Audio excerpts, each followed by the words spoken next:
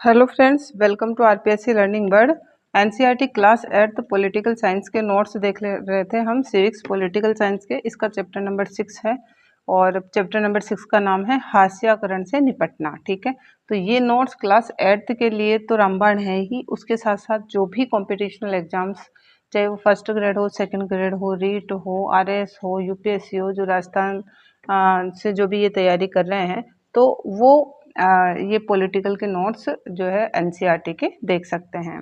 तो देखिए, political science का चैप्टर नंबर 6 हास्याकरण से निपटना है। अब इसके पहले जो लेसन नंबर 5 था, वो हास्याकरण की समझ बता रहा था हमें। ठीक है, तो आप प्लेलिस्ट पे जाकर उस लेसन को भी देख लीजिएगा। अब इसमें देखेंगे हास्याकरण मतलब हाशिए पर खिसके हुए लोग या समुदाय, मतलब ऐसे लोग जो समाज की मुख्य धारा से पीछे हट रह गए हैं और शिक्षा और आर्थिक क्षेत्र में वह जो है कई चीज़ों से वंचित रह गए हैं, गरीब रह गए हैं, है ना।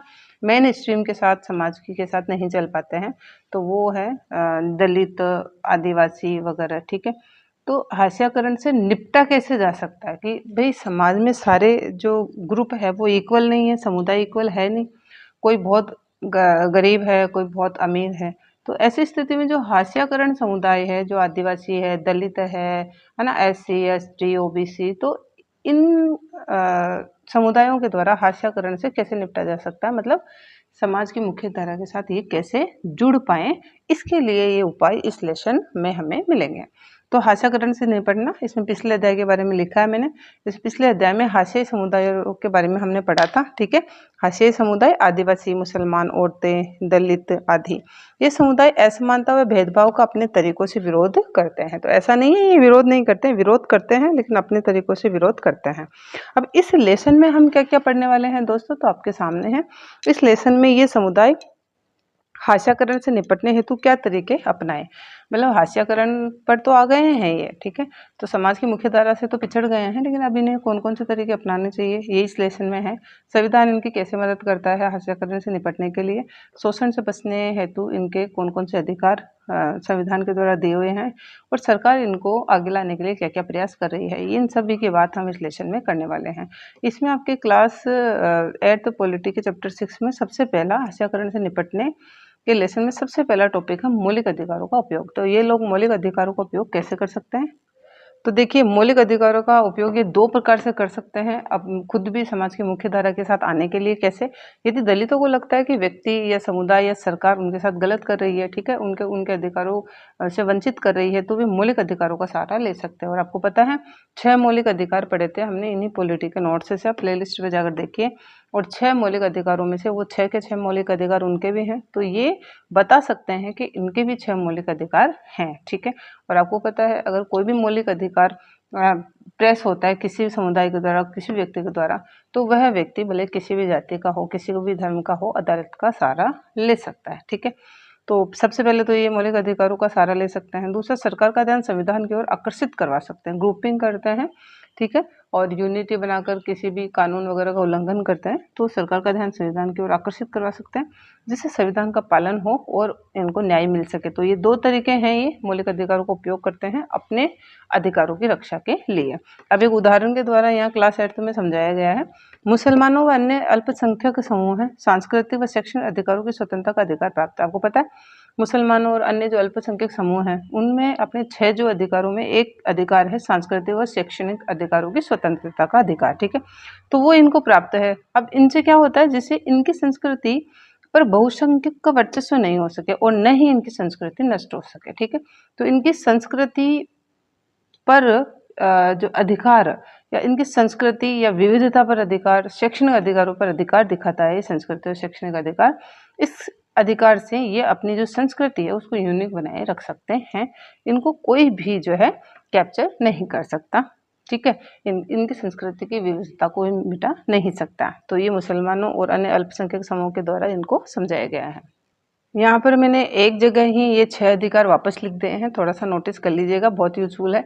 समानता का अधिकार, स्वतंत्रता का अधिकार, शोषण के विरुद्ध अधिकार, धार्मिक स्वतंत्रता का अधिकार, सांस्कृतिक और शैक्षणिक अधिकार, संवैधानिक उपचारों का अधिकार। ठीक है, तो समानता का अधिकार ये अनुच्छेद 14 से 18 में है, स्वतंत्रता का अधिकार ये अनुच्छेद 1922 में है, शोषण के विरुद्ध अधिकार ये अनुच्छेद 23 से 24 में है, धार्मिक स्वतंत्रता का अधिकार ये अनुच्छेद 25 से 28 में है, सांस्कृतिक व शैक्षणिक अधिकार ये 29 से 30 में है, और संवैधानिक उपचारों का अधिकार, मतलब ये 5 अधिकार अगर आपसे कोई छीनने की कोशिश करता है तो ये संवैधानिक उपचारों का अधिकार, ये 6 नंबर के अधिकार के हक से आप दरवाजे इसके अदालतों के दरवाजे खटखटा सकते हैं। ये है अनुच्छेद नंबर 32। तो ये 6 मैंने लिख दिए हैं, आप थोड़ा सा इसको याद कर लीजिएगा। बाकी डिटेल पिछले वीडियोज में दी थी मैंने। अब देखिए इस लेसन में 2 अधिकारों पर और ज़्यादा फोकस डाला गया है। अभी हमने पढ़ा समानता का अधिकार, ठीक है, सबसे पहला ही है ये समानता का अधिकार, 14 से 18 अनुच्छेद में चल रहा है। तो समानता का अधिकार जो अनुच्छेद नंबर 15 है वह ये कहता है कि धर्म, नस्ल, जाति, लिंग, जन्म स्थान के आधार पर भेदभाव का निषेध किया गया है अनुच्छेद नंबर 15 में, ठीक है। किसी भी व्यक्ति के साथ धर्म, नस्ल, जाति, लिंग या उसके जन्म स्थान के आधार पर ना तो कोई गवर्नमेंट, ना कोई समुदाय या ना कोई व्यक्ति उससे भेदभाव कर सकता है। यह अनुच्छेद नंबर 15।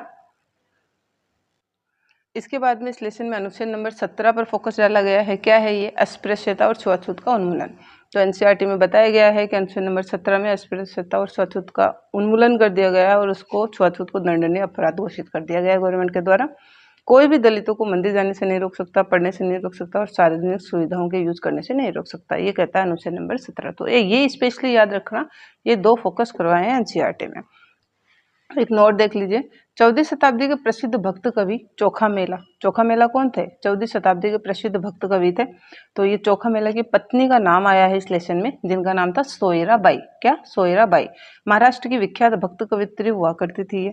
अब सोयराबाई का यहाँ पर लेखन क्यों आया है? क्योंकि देखिए यहाँ पर हमने अभी अभी अनुच्छेद 17 और अनुच्छेद 15 की बात की है, जिसमें अस्पृश्यता का अंत हुआ है, समानता का अधिकार जो है दिया गया है। तो उसमें जो सोयराबाई है वो भी महार जाति की थी, अछूत जाति थी, अछूत जाति समझी जाती थी, महार जाति, ठीक है। अब इस कविता को आप थोड़ा सा देख लीजिए, खुद पढ़े और महसूस करके अनुभव आप अपने कमेंट में जरूर बताना। तो ये खुद से आप ये कविता पढ़िएगा।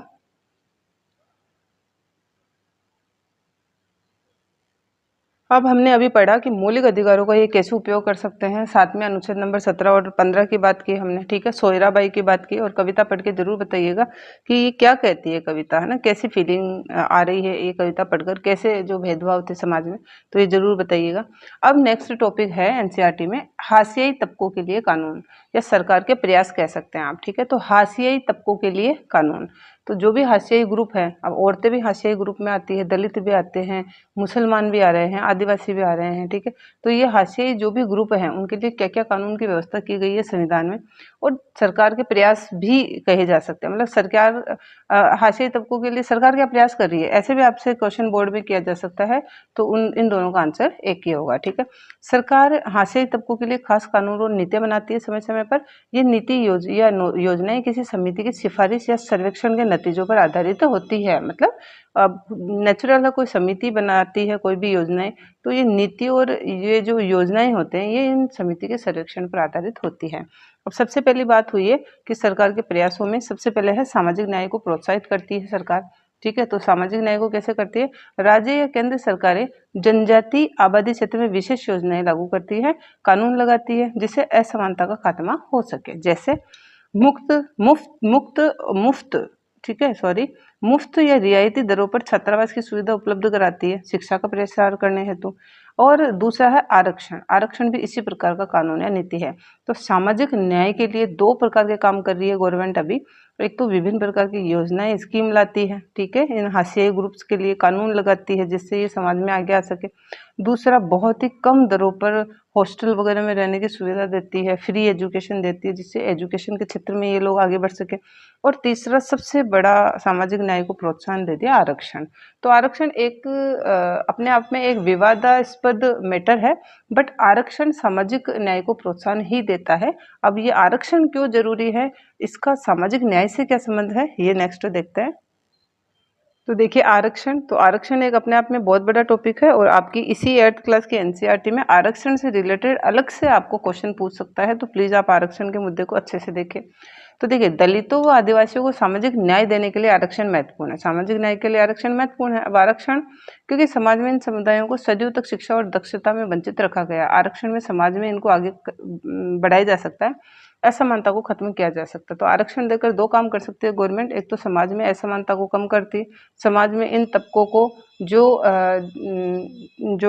तबके दलित हैं, आदिवासी हैं, इनको आगे बढ़ाने का काम भी आरक्षण के द्वारा होता है। ठीक है, अब आरक्षण की नीति कैसे काम करती है तो देखिए, केंद्र सरकार और सभी राज्य सरकारों के पास अनुसूचित जाति, अनुसूचित जनजाति, एसटी, एसटी, ओबीसी और अन्य जो पिछड़ी जातियां हैं इनकी सूची होती है, अपनी अपनी लिस्ट होती है सबके पास। ठीक है, शैक्षणिक संस्थानों और सरकारी नौकरियों के लिए जाति प्रमाण पत्र सबूत के रूप में ये जातियां देती है और आरक्षण का लाभ उठा लेती है। ठीक है, इनको स्कॉलरशिप वगैरह सभी प्रॉफिट मिल जाता है। कॉलेज, मेडिकल कॉलेज और पेशेवर संस्थानों में दाखिले के लिए सरकार कट ऑफ न्यूनतम अंक सीमा तय करती है। कट ऑफ निकलती है, कोई भी एग्जाम लो कॉम्पिटिशनल, उसमें कट ऑफ निकालती है और जो विद्यार्थी कट ऑफ से ज़्यादा अंक लाता है उनका एडमिशन होता है प्लस स्कॉलरशिप में मिलती है। तो ये तो तय हो गया कि ऐसा नहीं है कि जो बिल्कुल भी मेहनत नहीं कर रहा है वो जाकर यहाँ पर आरक्षण का फ़ायदा उठाकर कोई जॉब में जा रहा है या कोई शैक्षणिक संस्थानों में जा रहा है या एजुकेशन में जा रहा है, ऐसा नहीं है। इसकी अपनी कट ऑफ होती है और कट ऑफ से जो ज़्यादा अंक लाता है वही इनमें जो है एडमिशन प्राप्त कर सकता है। ठीक है, तो उन विद्यार्थियों को साथ में गवर्नमेंट स्कॉलरशिप भी देती है।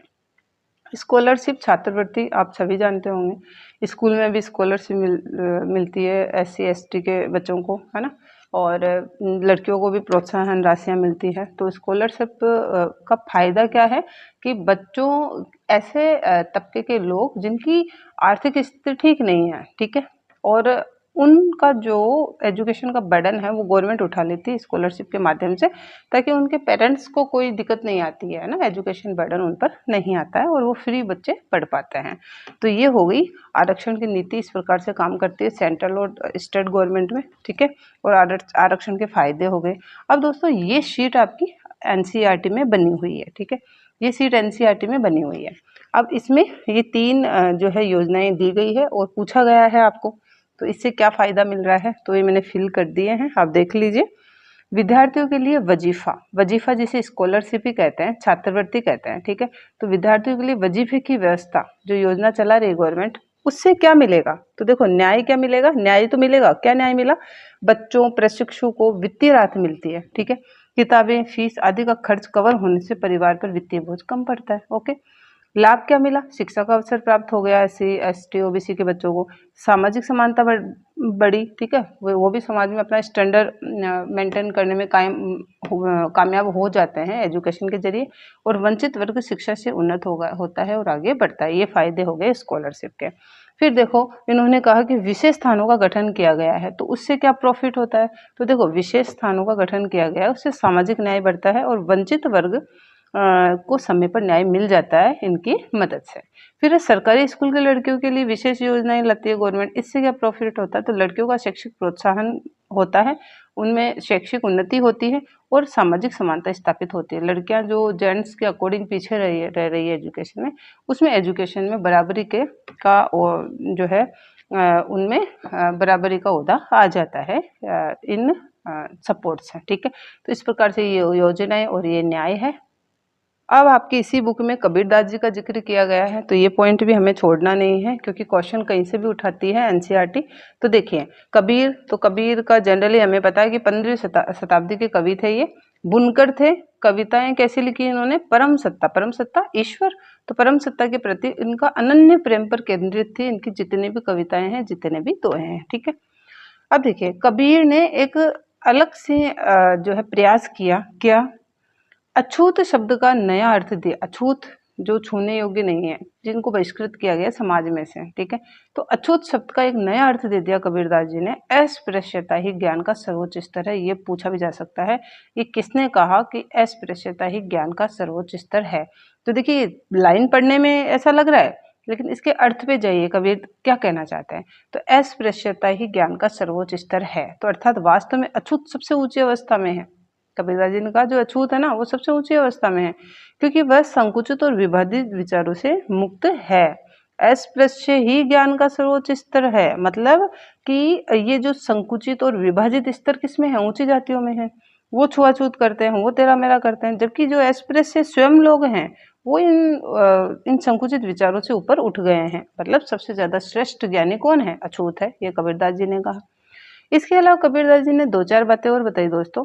ये कहते हैं प्रत्येक व्यक्ति के पास आध्यात्मिक मुक्ति प्राप्त करने की अपनी अपनी क्षमता होती है कि हर व्यक्ति, भले वो अछूत हो, महार हो, मेला ढोने वाला हो, उच्च जाति का हो, निम्न हो, वह सभी अपनी आध्यात्मिक मुक्ति खुद ही कर सकता है। ठीक है, दूसरा नहीं करवा सकता, खुद ही कर सकता है।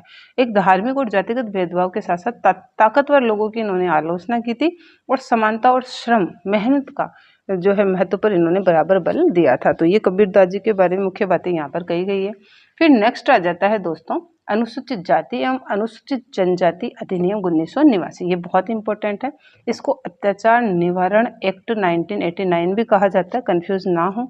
इसे SC/ST एक्ट 1989 भी कह दिया जाएगा। ठीक है, तो अनुसूचित जाति और अनुसूचित जनजाति अधिनियम 1989, SC/ST एक्ट 1989 या अत्याचार निवारण एक्ट 1989। ठीक है, ये यही है 1989 वाला एक्ट। देखो इसमें एक केस स्टडी दी है रत्नम नामक युवक के। ये 20 साल का लड़का है रत्नम। मैं ऐसे बता देती हूँ कि एक रत्नम है, 20 साल का लड़का है। अब ये क्या थे, बिल्कुल नीची अछूत जाति के थे और यहाँ पर क्या हुआ, एक मेले का आयोजन हो रहा है, वहाँ पर बहुत बड़े बड़े ब्राह्मण आए हुए हैं। अब उनका ये होता है कि ये जो इसके जो बाप दादा हैं वो उनके पैर धोते थे। ठीक है, उस पैर, उनका जो पैर धोएंगे पंडितों के, और उस पानी से ये लोग नहाते थे। ठीक है, अब रत्नम 20 साल का लड़का है, ये इंजीनियरिंग कर रहा है, इसको ये चीज़ें अच्छी नहीं लगी, इसने मना कर दिया मैं ऐसा नहीं करूँगा। तो इस पर उन पंडितों ने प्रेशर डाला, फिर इसका समाज में से बहिष्कार करवाया। ठीक है, इसके खुद के समाज में से बहिष्कार करवा दिया। इसका समाज इसका बहिष्कार इसलिए करता है, इसको बिल्कुल समाज में से निकाल दिया जाता है। क्यों? क्योंकि भाई उनका प्रेशर बना हुआ है पंडितों का। उनको अगर पंडित लोगों के पास ज़्यादा पैसा था तो वो अगर काम वगैरह नहीं देंगे खेतों में तो भूखे मर जाएंगे। तो इस स्थिति में इसके जो खुद के लोग थे उन्होंने भी इसका साथ छोड़ दिया। ऐसी स्थिति में इसके घर में आग लगाई जाती है। ठीक है, तो ये अपनी माँ के साथ कैसे तैसे बचकर निकल जाता है और फिर उसने जाकर थाने में FIR करवाई और उसके बाद उसको राहत मिली। तो इसने रत्नम ने किसके अकॉर्डिंग थाने में FIR करवाई? तो दोस्तों ये SC/ST एक्ट 1989, ये इसका सहारा लिया रत्नम ने, इसके जरिए ही FIR करवाई। तो ये एक्ट क्या है? एक्चुअल में तो इस एक्ट में दोस्तों 5 तो अध्याय और 23 धाराएं हैं, लेकिन क्लास 8th में NCERT में इन 5 अध्याय और 23 धाराओं की बात नहीं की गई है। 2-4 जो है बातें, धाराएं ही इसमें मुख्य रूप से बताई गई है। हम उन्हीं की चर्चा करेंगे जितना NCERT ने दिया है। ठीक है, एक्चुअल में तो 5 अध्याय और 23 धाराएं हैं। तो क्या है ये SC/ST एक्ट, ये देख लेते हैं। देखो इसके 2 फेज हैं, फर्स्ट और सेकंड। फर्स्ट फेज में तो क्या है, इसमें शारीरिक रूप से खौफनाक और नैतिक रूप से निंदनीय, देखो नैतिक रूप से निंदनीय, तो ऐसे काम जो बिल्कुल ही भर्त्सना योग्य हैं, अपमानों के स्वरूप की सूची दी गई है। ठीक है, ऐसे लोगों को सजा दिलवाना, इस एक्ट के अकॉर्डिंग ऐसे लोगों को सजा मिलती है जो SC और ST के किसी व्यक्ति को गंदा पदार्थ पीने में मजबूर करता है और गंदा पदार्थ खाने के लिए मजबूर करते हैं। देखिए इतना गलत करने की कोशिश करते हैं इन लोगों के साथ। फिर है SC और ST के किसी व्यक्ति को ऐसा काम करवाना जो मानव प्रतिष्ठा के विरुद्ध हो, तो ये दोनों ही दंडनीय अपराध है SC/ST एक्ट 1989 के अकॉर्डिंग। तो उसके साथ ऐसा हुआ है। ठीक है, मानवीय प्रतिष्ठा के विरुद्ध ही काम हुआ है, उसके घर जला दिया गया, रत्नम का बाहर निकाल दिया गया, समाज बहिष्कार करता है उसका। ठीक है, तो ये इसके अकॉर्डिंग सजा मिल सकती है। और फिर है SC/ST एक्ट 1989 का दूसरा फेज। इसमें आदिवासियों दलितों और दलितों को उनके संसाधनों से वंचित नहीं कर सकते आप। ठीक है, और उनको गुलामों की तरह आप काम नहीं करवा सकते, ये बात भी इस एक्ट में कही गई है। SC या ST के नाम पर आवंटित जमीन को कब्जे में नहीं ले सकते, खेती में या अन्य उपयोग में लेना, अपने नाम करवा लेना जबरन आदि पर सजा का प्रावधान है। ओके, तो SC/ST के जमीन को अपने कब्जे में लेकर अपने नाम करवाना ये दंडनीय अपराध है इसमें एक्ट के अकॉर्डिंग। फिर है SC या ST की किसी भी महिला को अपमानित करना, उस पर हमला करना, जोर जबरदस्ती करना, इस पर भी सजा का इसमें प्रावधान दिया गया है। तो महिला का SC/ST की महिला की छेड़छाड़ का मामला, जोर जबरदस्ती, इस पर हमला करना, अपमानित करना, ऐसी चीज़ों का भी इस पर जबरदस्त सजा का प्रावधान है 1989 SC/ST एक्ट के अकॉर्डिंग। तो ये तो देख लिया हमने SC/ST एक्ट 1989। ठीक है दोस्तों, यहाँ रिक्वेस्ट करना चाहूँगी, अगर ये शॉर्ट नोट्स आपको अच्छे लगे तो प्लीज़ कमेंट करके ज़रूर बताइएगा और साथ में आप लाइक कीजिए और इस वीडियो को आप शेयर ज़रूर करें अपने फ्रेंड सर्कल में। और अगर आपको ये वीडियोस रेगुलर चाहिए तो प्लीज़ आप चैनल को सब्सक्राइब करके रखें, जिससे जैसे भी मैं न्यू वीडियो बनाऊंगी वो आप तक पहुंच जाएगा। क्योंकि अभी संस्कृत डिपार्टमेंट की भर्ती जो निकली थी उसका एग्ज़ाम आने वाला है, ठीक है। और first grade second grade read आपके सामने ही है, अदर एग्ज़ाम्स भी आपके सामने हैं। तो अगर आपको ये एनसीईआरटी नोट्स समय पर चाहिए तो आप जो भी टॉपिक और जो भी क्लास के ज़रूरी समझते हैं आपके अकॉर्डिंग पहले, तो वो आप मुझे कमेंट करके बताइएगा, मैं पहले वो प्रोवाइड करवा दूँगी। और बाकी इनका नोटिफिकेशन भी आपको समय पर मिलता रहेगा। तो प्लीज़ सब्सक्राइब ज़रूर कीजिएगा। तो ये देखा हमने SC/ST एक्ट 1989। अब देखो यहाँ पर नया टॉपिक आ गया अपने 8th क्लास की बुक में, सिर पर मेला उठाना। तो सिर पर मेला उठाने वाले समुदाय है, सिर पर मेला उठाने वाले लोग हैं। तो देखिए अनुच्छेद 21 में स्वतंत्रता के अधिकार में गरिमापूर्ण जीवन जीने के अधिकार का उल्लंघन है, ठीक है। देखिए अनुच्छेद 21 में स्वतंत्रता का अधिकार दिया गया है, ठीक है। स्वतंत्रता का अधिकार है, समानता फिर स्वतंत्रता। तो स्वतंत्रता का अधिकार दिया गया है, स्वतंत्रता के अधिकार में गरिमापूर्ण जीवन जीने का अधिकार मिला हुआ है हमें।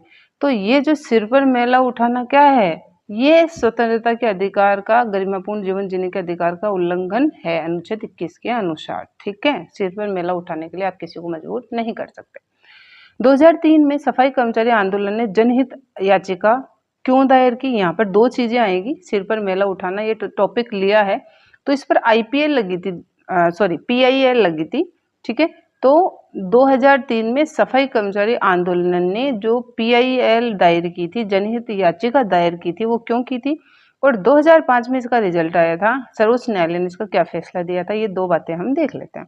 तो देखिए इसका आंसर क्या देंगे आप। 2003 में सफाई कर्मचारी आंदोलन ने सिर पर मेला ढोने वाली प्रथा वर्तमान में भी चलने के विरुद्ध जनहित याचिका दायर की थी। उन्होंने कहा कि ये जो सिर पर मेला ढोया नहीं जाता था, अभी वर्तमान में ढोया जा रहा है, ठीक है। ये बात, इस बात से अवगत कराई थी इस याचिका के द्वारा। ये प्रथा रेलवे जैसे सरकारी उपक्रमों में बड़े पैमाने पर है। वहाँ पर मजदूर जो मेला ढो रहे हैं, जो हाथों से उठा रहे हैं, सिर पर मेला ढो रहे हैं, उनका स्वास्थ्य बहुत खराब हो रहा है, उनमें अनेक बीमारियां पैदा हो गई है, उनकी आर्थिक स्थिति ठीक नहीं है। इन सभी बातों से न्यायालय को अवगत कराया गया था।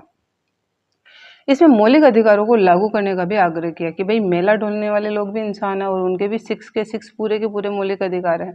तो उनके मौलिक अधिकार कहाँ हैं? उनसे जोर जबरदस्ती ऐसा काम क्यों करवाया जा रहा है? तो उनके पक्ष में, ठीक है, ये जो मेला ढोलने वाले लोग हैं, सफाई कर्मचारी हैं, इनके पक्ष में ये PIL जनहित याचिका दायर की गई थी। फैसला क्या दिया सर्वोच्च न्यायालय ने? 6 महीने के भीतर केंद्र और राज्य सरकार के विभागों को कहा कि आप सच्चाई का पता लगाइए। ऐसे लोगों, अगर ऐसा सच में हो रहा है तो ऐसे लोगों की जो मुक्ति पुनर्वास के लिए कार्यक्रम तैयार करो, इनके पुनर्वास के लिए और ऐसे काम से इनकी मुक्ति के लिए जो इनको अन्य काम देने की व्यवस्था करो, ठीक है। तो ये फैसला आया था 2003 और ये जनहित याचिका हुई थी 2003 में, फैसला गया था 2005 में, ठीक है। अब है हाथ से मेला उठाने वाले कर्मियों के नियोजन का प्रतिषेध और उनका पुनर्वास अधिनियम 6 दिसंबर 2013 से लागू हुआ। ये बहुत इंपॉर्टेंट है दोस्तों कि भाई मेला ढोने वाला जो जनहित याचिका 2003 में, फैसला आ रहा है 2005 में, और 6 दिसंबर 2013 में जो है इनका पुनर्वास अधिनियम एक्ट ही आ जाता है और ये अप्लाई हो जाता है, ठीक है। तो ये घटना थी मेला ढोने वाले मजदूरों के पक्ष में सर्वोच्च न्यायालय ने जो है फैसला लिया। तो दोस्तों RPSC लर्निंग वर्ड पर दिए गए वीडियो अच्छे लग रहे हैं तो प्लीज़ आप इसको, चैनल को सब्सक्राइब जरूर कीजिएगा। और is this video useful for you, please comment. अब नेक्स्ट एक नया मैटर आ रहा है, आदिवासियों की मांगे और 1989 का अधिनियम। अभी हमने देखा 1989 का कौन सा अधिनियम था, वही है SC/ST एक्ट। यहाँ दूसरे अधिनियम की बात नहीं हो रही है, वही जो हमने अभी पिछले पेज में देखा है SC/ST अधिनियम। देखिए मैं बता देती हूँ आपको। तो ये हमने अभी देखा था ना, अनुसूचित जाति अनुसूचित जनजाति अधिनियम 1989, तो इसी की बात हो रही है। इसी में ही एक प्रावधान और किया गया है दोस्तों। क्या किया गया है? तो यहाँ पर कुछ आदिवासियों की मांगे हुई थी, उसको 1989 के तहत माना गया है। क्या? आदिवासी कार्यकर्ता थे C.K. जानू, आदिवासी कार्यकर्ता थे C.K. जानू। इनके अनुसार सरकारें संवैधानिक कानूनों का उल्लंघन करने में पीछे नहीं है। ये कहते हैं कि संविधान का सबसे ज्यादा उल्लंघन सरकारें कर रही है। क्यों? क्योंकि सरकारें लकड़ी व्यापारी, पेपर मिल आदि के नाम पर गैर आदिवासी घुसपैठियों को जनजातीय जमीनों का दोहन करने और जंगल उजाड़ने की छूट देती है। सीधी सी बात है, सरकारें ही इन व्यापारियों को लाती है जंगलों में, जबकि जंगल किसकी संपत्ति है? आदिवासियों की संपत्ति है और इनका कोई हक ही नहीं है सरकारों का। फिर भी ये पेपर मिल को, लकड़ी व्यापारियों को, यहाँ पर जो है गैर आदिवासी लोगों को जंगल उजाड़ने के लिए छूट दे देती है, जो गलत है। दूसरा है, जंगलों को आरक्षित या अभ्यारण्य घोषित करके भी जनजातियों को बेदखल कर रही है गवर्नमेंट, ठीक है। तो दो प्रकार से खुद गवर्नमेंट इनका शोषण कर रही है। फिर सी के जानू के अनुसार बेदखल आदिवासियों को मुआवजा दिया जाना चाहिए। अब सी के जानू ने ये दो प्रकार से बताया कि सरकारें ऐसे खुद ही शोषण करने पर उतारू हो गई है और इन्होंने कहा कि अब जो आपने आदिवासियों को अपनी जमीनों से बेदखल कर दिया है उनको जो है मुआवजा दीजिए आप, ठीक है। सरकारें ऐसी योजनाएं बनाएं जिसके सारे ये सभी जगहों पर रह सके, नई जगहों पर रह सके और काम कर सकें। तो इनका खाने पानी की व्यवस्था भी करो, इनके काम की व्यवस्था भी करो, उनकी जमीनों लौटाओ, नहीं हो पा रहा है तो कुछ जो है इनको सहायता या मुआवजा भी दो। तो विस्थापितों को पुनर्वास की व्यवस्था भी करो और जो लोग बेचारे अपने जमीन संसाधन जंगल सब छोड़ चुके हैं तो उनके पुनर्वास की व्यवस्था भी करो, ठीक है। तो पूरे रोड पर है तो उनकी व्यवस्था भी गवर्नमेंट को करनी चाहिए। अब देखो SC/ST एक्ट अभी हमने देखा था ना, SC/ST एक्ट 1989, इसमें ये दो प्रावधान है, ठीक है। आदिवासियों की जमीनों से रिलेटेड भी उसमें मैंने कहा उसमें कितने अध्याय है और कितनी धाराएं हैं, लेकिन अभी इसमें मुख्य मुख्य 4-5 बातें बताई है उसकी। इसमें SC/ST एक्ट 1989 में ये जमीन से रिलेटेड भी दो बातें यहाँ पर मेंशन की है। पहला, जिन्होंने आदिवासियों की जमीन पर जबरदस्ती कब्जा किया है उन्हें सख्त सजा दो, ठीक है। उसमें है SC/ST एक्ट 1989 में है कि जिन्होंने आदिवासियों की जमीन पर जबरदस्ती कब्जा कर लिया उनको सख्त सजा दी जानी चाहिए। दूसरा है, किसी भी आदिवासी जमीन को गैर आदिवासी को नहीं बेचा जा सकता। यदि कोई भी जमीन आदिवासी के नाम पर आवंटित है या आदिवासी के नाम पर उसका पट्टा है जमीन का, ठीक है, आदिवासी के नाम पर है तो वो गैर आदिवासी को नहीं बेच सकते। ये दो प्रावधान उसमें है 1989 एक्ट SC/ST, ठीक है। केंद्र सरकार ने अनुसूचित जनजाति एवं अन्य परंपरागत वनवासी अधिनियम 2006 वन अधिकार मान्यता एक्ट 2006 पारित किया इसके बाद में, ठीक है। तो अभी 1989 में तो ये दो बातें कही थी इन्होंने, ठीक है। अब इन्होंने वन अधिकार मान्यता एक्ट 2006 और पारित कर दिया गवर्नमेंट ने। क्या बताया इस वन अधिकार एक्ट में? इसमें वन्य समुदायों को घर के आसपास जमीन, खेती और चराई योग्य जमीन, गैर लकड़ी वन उत्पादों पर उनके अधिकार को मान्यता देता है, ठीक है। इसमें जो भी आदिवासी हैं उनके आसपास जो भी उनकी जमीन खेती है वो छीनी नहीं जाएगी और उन्हीं के अधिकार को मान्यता दी जाएगी। इस एक्ट के अकॉर्डिंग इसमें कहा गया है कि वन एवं जैव विविधता संरक्षण भी वनवासियों के अधिकार में ही आता है कि भाई जितना भी वन और जैव विविधता जो है को बढ़ावा दे सकते हैं वो वनवासी ही दे सकते हैं, तो ये भी उनके अधिकार में ही आता है। तो ये बातें भी ये SC/ST एक्ट 1989 में शामिल की गई है जमीन से रिलेटेड, आदिवासियों की जमीन से रिलेटेड। तो आदिवासियों के मान अपमान से लेकर उनके अधिकार से लेकर उनके जमीनों से लेकर ये जो एक्ट है वो अति महत्वपूर्ण एक्ट है। तो ये थोड़ा सा आप अच्छे से इसको थोड़ा रिपीट करके याद कीजिएगा। रत्नम की स्टोरी के द्वारा हमें पूरा का पूरा ये समझाने की कोशिश की गई है। फिर हमने आरक्षण की बात कर ली, हाशियाई तबकों के लिए गवर्नमेंट क्या काम कर रही है ये कर ली, ठीक है। तो दोस्तों ये नोट्स चैप्टर 6 हाशियाकरण से निपटना, ये नोट्स यहीं कंप्लीट होते हैं। कैसे लगे कमेंट करके ज़रूर बताइएगा। Thank you so much friends.